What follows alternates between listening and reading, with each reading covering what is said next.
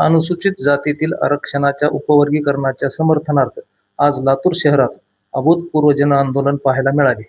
समाजातील सर्व स्तरातील नागरिक, विविध राजकीय पक्षांचे नेते, सामाजिक कार्यकर्ते आणि लाखोंच्या संख्येने जनसमुदाय या मोर्चामध्ये सहभागी झाला.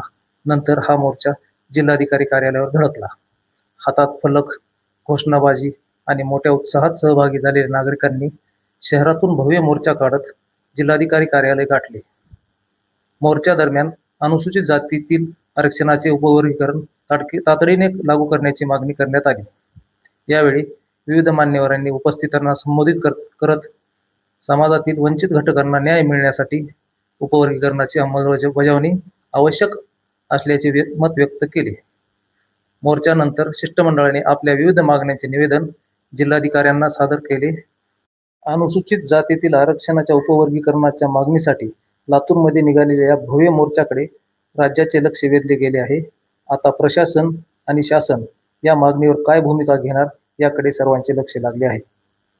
म्हणून महाराष्ट्राचे मुख्यमंत्री देवेंद्र फडणवीस साहेब, उपमुख्यमंत्री एकनाथ शिंदे साहेब यांनी सुनित्रा वाहिनी पवार मॅडम यांना जिल्हाधिकारी महोदयांकडे आता आम्ही जाऊ, ते निवेदन देऊ.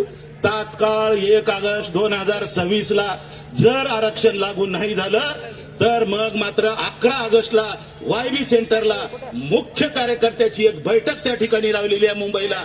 आपण महाराष्ट्रातून प्रमुख कार्यकर्त्यांनी त्या ठिकाणी यावं. अख्खा महाराष्ट्र पेटवायची गरज पडली तर रस्त्यावर उतरू, परंतु आरक्षण घेतल्याशिवाय राहणार नाही, यासाठी आपण काय करू.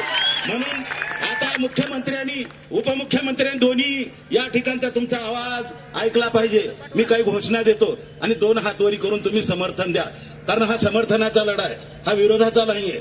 समर्थन करत असताना दोन्ही हात वर करा आणि दोन्ही हात मुख्यमंत्र्यांनी सुद्धा IB, LCB जेवढे पोलीस डिपार्टमेंट आहेत सगळ्यांनी बघा. मीडियावाले तिकडे जरा दर्शन द्या.